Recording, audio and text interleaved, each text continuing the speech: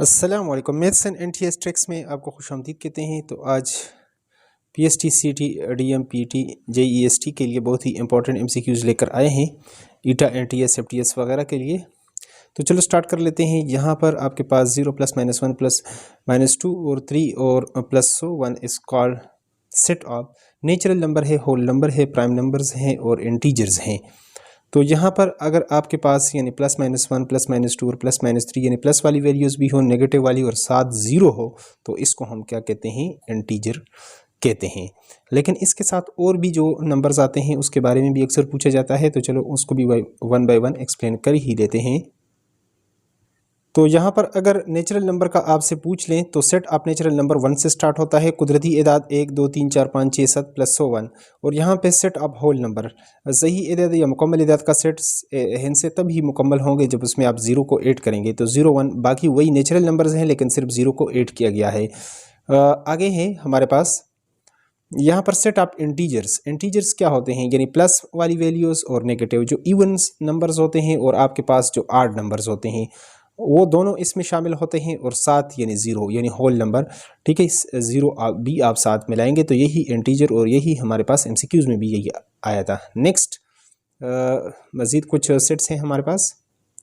तो यहाँ पर आप देख सकते हैं कि हमारे पास सेट ऑफ इवन नंबर्स हमारे पास any integers which is exactly divisible by 2 is called an even number. जो ज़ीरो पर आपके पास मतलब 2 पर डिवाइड होता है, जिस तरह 2 4 6 यानी 2 के मल्टीपल में और साथ ज़ीरो को भी आपने मिलाना है, ठीक है, इवन में। इसी तरह सेट ऑफ ऑड यानी ये प्लस वाले ज़ीरो वाला जो है ना ये आपके साथ यानी प्लस में जो है ये आपके पास इवन नंबर्स में आपके पास आ रहा है। Set of odd numbers an integer यानी which is not exactly divisible by 2 जो 2 पर डिवाइड है, जिसको हम उर्दू में ताकेदात कहते हैं। 1 है, 3 है, 5 है, 7 है, 9 है, इस तरह। और इसके साथ एक और ज़बरदस्त किस्म का सेट है तो इसको ओ से आप डिनोट कर लेते हैं, प्लस माइनस भी आप लगा सकते हैं, मतलब -1 हो -3 हो तो वो भी। सेट ऑफ प्राइम नंबर्स यानी prime numbers is an integer p greater than 1 यानी यहाँ पर वो नंबर्स जो 1 से तो बड़े हैं।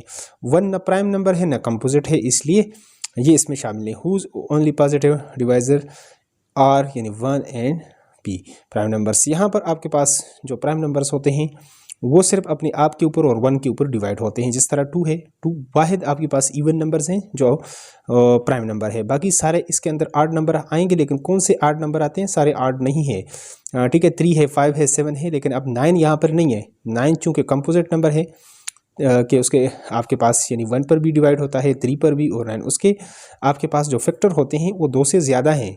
और बाकी जो प्राइम नंबर्स हैं इसके 2 ही फैक्टर्स होते हैं, एक 1 होता है और दूसरा अपना 1। जिस तरह 2 को हम लेंगे तो इसका 2 ही फैक्टर है, 1 और 2। ठीक है, इस तरह 3 के भी आपके पास 1 और 3, ये आपके पास प्राइम नंबर का जो सेट होता है ये बहुत इंपॉर्टेंट है। नेक्स्ट है set of rational numbers. Rational numbers को आप यानी किससे? क्यू से, एक्स और such that p divide by Q.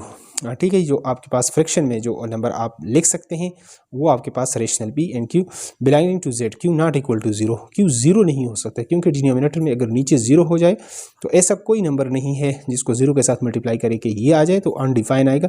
उस सूरत में इन्फिनिटी यहाँ पर जो कंडीशन इसलिए लगाया जाता है। नेक्स्ट अगले MCQs की तरफ चलते हैं। नेक्स्ट यहाँ पर number of elements and power set of 3 4 और 5 और 6 विल बी। तो यहाँ पर इसमें कितने होंगे? 5 होंगे, 10 होंगे, 16 और कितने होंगे? तो इसके लिए एक ही फार्मूला 2 पावर n आपने याद रखना है। और इस यहाँ पर कितने एलिमेंट्स है? 1 2 3 4, 2 पावर 4। तो 2 पावर 4 आपने यानी 2 को 4 बार ज़रब देनी है।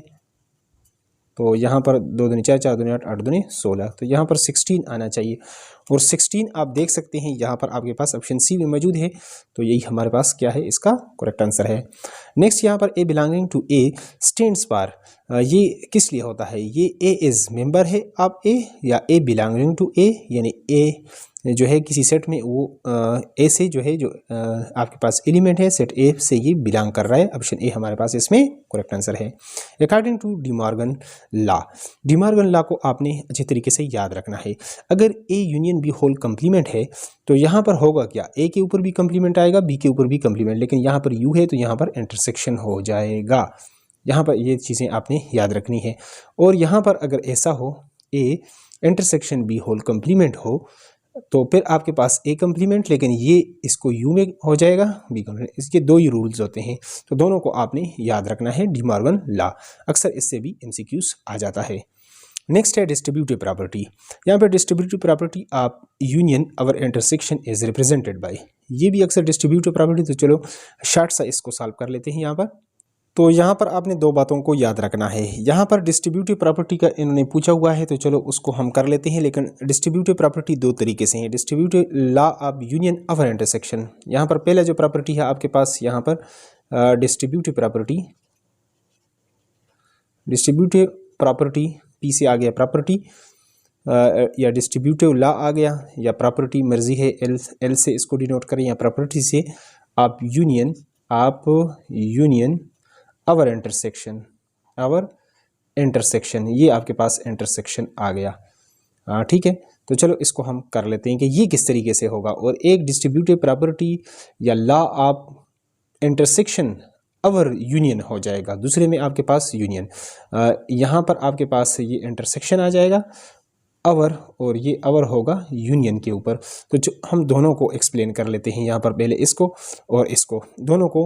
अगर आपके पास डिस्ट्रीब्यूटिव प्रॉपर्टी या लॉ है, आप यूनियन अवर इंटरसेक्शन है, तो यहाँ पर ए में लिख लेता हूँ, यहाँ पर A union B intersection C, ये आपके पास ये वाली प्रॉपर्टी ऊपर वाली हो गई और दूसरी नीचे वाली होगी। यानी डिस्ट्रीब्यूटिव लॉ ऑफ यूनियन, यहाँ पर यू है और यहाँ पर अवर इंटरसेक्शन, तो होगा ये किसके इक्वल होगा, इक्वल टू, यहाँ पर यूनियन है इसके साथ इन दोनों का ए यूनियन बी, यहाँ पर बीच में क्या था, यहाँ पर इंटरसेक्शन, तो यहाँ पर और ए का इसके साथ यूनियन, ए यूनियन सी, ये हो जाएगा। लेकिन अगर दूसरी प्रॉपर्टी हो, यहाँ पर अगर आपके पास ये दूसरी distributive law of intersection over union हो, तो फिर क्या होगा, यहाँ से मैं उसके लिए भी लिख लेता हूँ। यहाँ पर आपके पास अब A intersection B union C, यानी यहाँ पर डिस्ट्रीब्यूटिव प्रॉपर्टी आप distributive law of intersection over union, अब यूनियन के ऊपर यहाँ पर यूनियन आ गया, तो ये क्या होगा, ए का इसके साथ, यहाँ पर मैं लिख लेता हूँ ए इंटरसेक्शन इसके साथ इंटरसेक्शन बी, और दरमियान में क्या होगा, दरमियान में यहाँ पर इंटरसेक्शन था तो यहाँ पर यूनियन हो जाएगा, और ए सी के साथ भी हो जाएगा, ए इंटरसेक्शन सी। तो ये दोनों प्रॉपर्टीज़ जो अक्सर आती रहती हैं डिस्ट्रीब्यूटिव प्रॉपर्टी के हवाले से, एक इस तरीके से है, ये यूनियन का है, अवर इंटरसेक्शन है, और ये इंटरसेक्शन अवर यूनियन है, दोनों में आपने फ़र्क करना है। तो यहाँ पर अब आप देख सकते हैं, तो यहाँ पर वो जो प्रॉपर्टी आप देख चुके हैं, यहाँ पर इस पांचवें में वो किस नंबर पर डिस्ट्रीब्यूटिव प्रॉपर्टी आप यूनियन है, तो पहले यूनियन आना चाहिए, तो यूनियन इसमें है, ठीक है। यहाँ पर तो इंटरसेक्शन है, तो इन दोनों में होना चाहिए, लेकिन इस दोनों में कौन सा है, डिस्ट्रीब्यूटिव प्रॉपर्टी अब यूनियन अवर इंटरसेक्शन है, यहाँ पर इंटरसेक्शन होना चाहिए, ठीक है। तो चलो यहाँ पर तो इंटरसेक्शन इधर भी है, इधर भी, लेकिन आगे क्या फ़र्क है, तो आगे ये इसके साथ ए यूनियन बी और दरम्यान में इंटरसेक्शन, फिर ए यूनियन सी हो जाएगा, और यहाँ पर ये इनकम्प्लीट है, तो ऑप्शन बी हमारे पास इसमें बिल्कुल करेक्ट आंसर है। The set A equal to A B C and B equal to C B A, यहाँ पर आर, ये इनफाइनाइट सेट है, इक्वल सेट है, कौन से हैं, सिंगलेटन है, सिंगलेटन में एक ही आपके पास होता है, इनफाइनाइट में आगे डैश डैश डैश होता है, इक्वल है और डिसजॉइंट है, डिसजॉइंट एक इधर हो एक इधर हो, और अगर आपके पास डिसजॉइंट सेट हो, ये तो ओवरलैपिंग की बात मैं अब करूँगा, यहाँ पर ओवरलैपिंग, ये डिसजॉइंट आ गई, ये इसके ऊपर ओवरलैप, दो तरह के से, तो ये तो नहीं है, ये तो नहीं है, इक्वल सेट कैसे हैं, यहाँ पर ए भी मौजूद है, इसमें बी भी मौजूद है, और इसमें सी, तो ये दोनों क्या हैं, इक्वल सेट्स हैं, तो यहाँ पर इक्वल सेट ऑप्शन बी को मैं टेक कर लेता हूँ। तो ये थे कुछ MCQs। नेक्स्ट इसके बाद मज़ीद इस बुक का, अभी हमने इस बुक के MCQ स्टार्ट किए हैं, वैसे न्यू कोर्स हम पहले ही कर चुके हैं, लेकिन ये मुख्तलिफ बुक से हम करते हैं। तो ये जो बुक मैंने अब स्टार्ट किया है, इसका ये पहला यूनिट था, इसके बाद इसका अगला यूनिट और जो बाकी रिमेनिंग है वो भी हम सॉल्व करेंगे। अगर चैनल पर नए हैं तो चैनल को लाजमी सब्सक्राइब करें, बेल आइकन को प्रेस किया करें, ताकि नई वीडियो का आपको यूट्यूब पर बर वक्त नोटिफिकेशन है। इसका फ़ायदा होगा। Thanks for watching.